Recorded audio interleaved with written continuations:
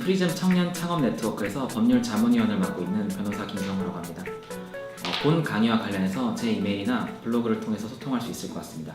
한정된 시간에 강의하다 보니 우선순위에서 말씀드리지 못한 부분이나 여기서 읽어드릴 수 없는 자료 같은 것을 업로드하고 그 다음에 뭐 강의에 대한 질문 내용이나 아니면 잘못된 내용의 지적을 그쪽으로 받겠습니다.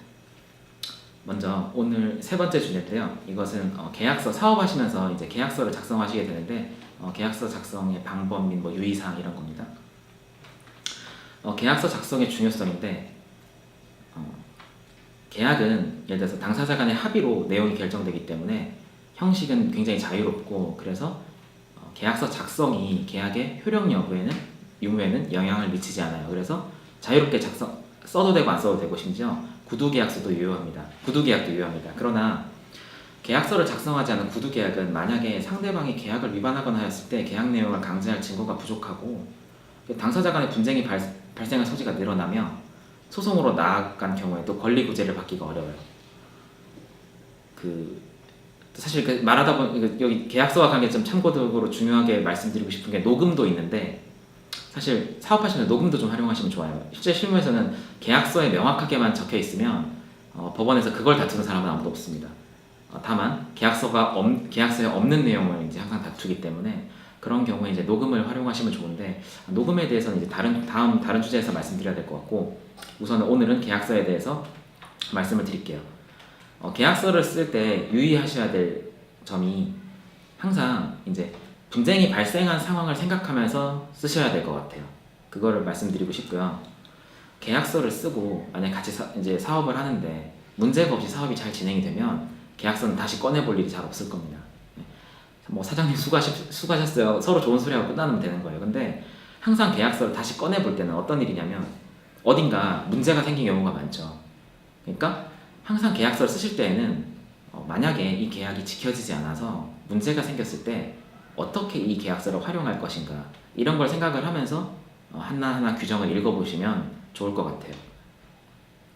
예를 들어서 지금 온라인으로 사업을 하고 있는 스타트업이 하나 있다고 가정을 해봅시다. 그리고 지금 하는 사업이 굉장히 잘 되어가지고 오프라인에도 매장을 하나 오픈하는 거예요. 그래서 이제 어떤 점포를 하나 만들어서 우리의 온라인 사업과 이제 유기적인 오프라인 사업을 같이 하려고 그러는데 뭐 부동산도 보러 다니고 마음에 드는 장소를 결정을 했어요. 그래가지고 인테리어 공사를 계약하게 됐다. 뭐 이 경우에 뭐 계약서에 뭐 을은 갑에게 인테리어 업자와 6월 25일까지 인테리어 공사를 완료하기로 한다. 뭐 이런 규정 딱 보시면 뭐 별로 문제 없어 보이는데 그죠? 일단 6월 25일까지 인테리어 계약을 완료해 달라는 약속을 한 거에 지나지 않아요. 다툼의 소지가 굉장히 많습니다. 실제로는 만약에 6월 25일 날 이분이 공사를 안 끝내주면 어떡하죠? 그리고 혹은 6월 25일 날 다 됐다고 가봤더니 뭐 다른 건 괜찮은데 뭐 전기가 안 들어온다든가 그런 문제가 있어요. 우리 측 입장에서는 다 계획을 해놓은 거죠. 6월 25일 날 매장이 인테리어가 끝나면 6월 26일 날 오픈하고 막 이벤트도 하나 열고 직원들도 다 선발을 해놨습니다. 그리고 원래 온라인으로 사업하는 업체라 했잖아요. 홍보도 인터넷으로 다 해놨어요.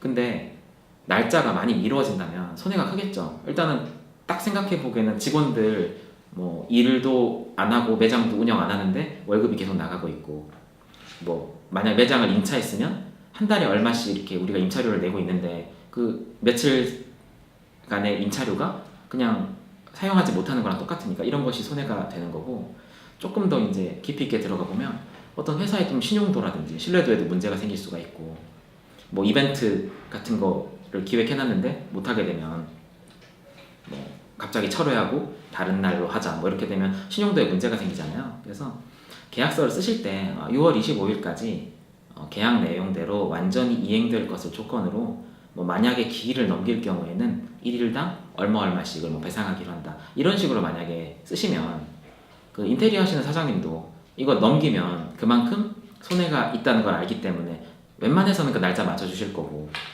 또 이게 만약에 이제 분쟁이 계속 이제 많아져서 소송을 가더라도 소송에서도 이제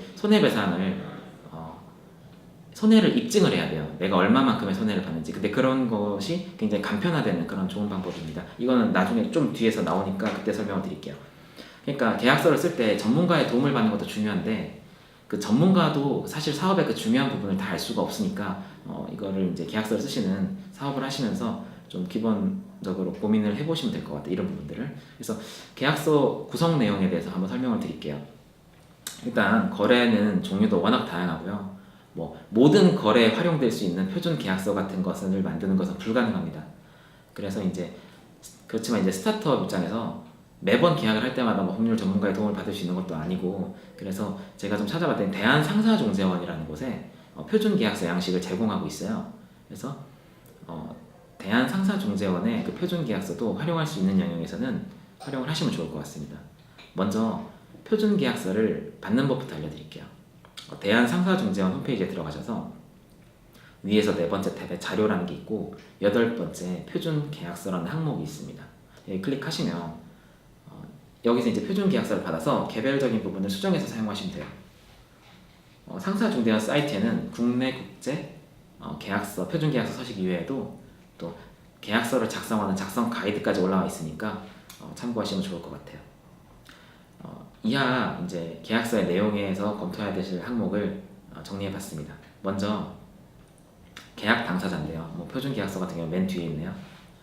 계약서에 계약 당사자를 표시하는 것은 계약에 따른 권리와 의무자를 특정하는 의미가 있습니다. 다시 말해서 이 계약서가 누가 이제 권리를 가지고 누가 의무를 부담하고 이런 것을 명확하게 해야 되기 때문에 계약 당사자의 동일성을 인식할 수 있게 명확하게 적어야 돼요. 뭐 상호라든지 뭐 상호 명칭 혹은 주소 이런 거랑 연관되어지는데, 예를 들어서 뭐 제가 저를 검색해보지 않았는데 뭐 만약에 변호사 김성우라고 검색을 하면 여러 명이 나올 수가 있어요. 그럴 때 뭐 제가 어느 학교에 몇 학번인지 혹은 뭐 사법연수원 몇 기라든지 이런 거를 하면 저로 특정이 될 수가 있잖아요. 그런 식으로 이제 그 사람과 다른 사람을 식별할 수 있는 정보를 넣어서 계약 당사자를 확정해 주시면 됩니다. 그럼 계약 당사자를 확정하시고 나면 옆에 도장을 찍는 곳이 있어요. 도장을 찍는데 조금 중요한 계약을 뭐 할 때 특히 뭐 그런 말씀 들어보셨나요? 뭐 인감 도장 사용한다 이런 말 들어보셨는지 모르겠는데 인감 증명서라는 게 있어요. 이게 뭐냐면 현재 사용하고 있는 인감이 행정청에 신고된 인감과 동일함을 증명해주는 서류입니다. 이거는 주민센터 등에서 발급받을 수 있는데요. 우리 보통 뭐 부동산을 판다 그러면 공인중개사 사무소에서 매도인이 꼭 준비해야 될 거에 인감 증명서 가져오라 그래요. 인감 도장이랑. 왜냐면 다른 사람이 제 이름으로 도장 하나 파가지고 저처럼 행세해가지고 부동산을 팔 수도 있는 거고. 그래서 인감 증명서를 꼭 가지고 오라고 하는데, 또 이 사진은 제가 얼마 전에 아는 이제 형님이 법원 경매로 집을 구입하신다고 해서 대리인으로 제가 법원 경매에서 낙찰받아 준 적이 있는데, 이런 경우에도 인감 증명이 사용이 돼요. 예를 들어서 대리인이 참여할 때 본인의 위임장을 작성하고 본인의 인감 증명서를 같이 동봉하게 되어 있습니다. 왜냐면 제가 이제 뭐 그 형님 이름으로 그 형님 이름 대충 도장을 파가지고 대리인이라고 하면서 입찰에 참여할 수도 있잖아요. 그래서 이런 중요한 곳에 어떤 대리 관계를 증명하거나 이럴 때 인감 증명서를 많이 써요. 그래서 앞서 말씀드렸듯이 계약도 구두 계약으로도 효력은 있지만 증거로 활용하기 위해서 계약서를 작성하고 도장을 찍는 거기 때문에 이 계약서가 여기에 나와 있는 그 당사자의 의사에 의해서 작성되었다는 것을 명확히 증명하려면 이왕이면 인감 도장을 찍고 인감 증명서로 증명이 될 수 있는 인감 도장을 찍는 게 좋겠죠. 그리고 만약에 인감 도장이 준비가 안 됐으면 차라리 무인이라 그러죠. 엄지 손가락 같은 데다가 이렇게 인주 찍으셔가지고 찍는 거, 무인이 훨씬 더 증거로서는 유용합니다. 네, 그리고 이제 당사자가 확정이 되고 당사자의 서명 날인을 받았으면 다른 조항에 대해서 한번 알아볼게요. 뭐 비밀 유지 조항 같은 것도 고민해 보실 수 있을 것 같아요. 예를 들어서 거래를 하다 보면 우리 측의 이제 업무상 어떤 영업상 비밀을 상대방이 알게 될 가능성이 있죠. 같이 사업을 진행하다 보면 상대방에게 알려줄 수밖에 없는 내용들도 있는데, 사실 이제 그분들은 우리랑 같이 사업하는 과정에서 알아도 상관이 없지만 그분들이 이제 만약에 제3자나 뭐 경쟁업체 등에 누설을 하거나 아니면 어딘가 홈페이지 같은 데 공개를 해버렸다면 우리 입장에서 큰 타격을 입을 수 있을 거예요. 그래서 특히나 이제 뭐 어떤 회사가 차별화된 혁신적인 기술이 있다면 더더욱 중요해지겠죠, 이런 문제가. 그래서 이러한 경우에는 계약서에다가 비밀 유지 조항을 넣습니다. 그리고 비밀 유지 조항도 작성할 때에는 비밀 유지 의무를 부담하는 기간을 정하거나 이를 위반할 경우에는 제재 사항까지도 같이 정해두면 좋습니다. 예를 들어서 이제 상사중재원에 올려있는 표준계약서 보시면 이런 문구가 있어요. 계약기간 중은 물론 계약기간의 만료 또는 해제로 인한 계약의 종료 후에도 존속하며 비밀유지 의무가 존속한다 이런 의미가 있는데, 이거는 비밀유지 의무가 계약기간 중은 물론이고 계약이 끝나고 나서도 이 비밀을 유지해달라는 그런 계약 내용이 들어간 거죠. 그리고 뭐 위반 시에는 뭐 손해배상 방법 같은 거를 적어놓으면 더 좋아요. 그래야지 이제 더 비밀 유지 의무를 지키겠죠. 제가 앞에서 이제 손해배상액 예정, 위약금 이런 거에 대해 좀 설명하다 나중에 설명드려야 되는데, 손해배상액 예정 조문도 많이 활용하시면 좋습니다.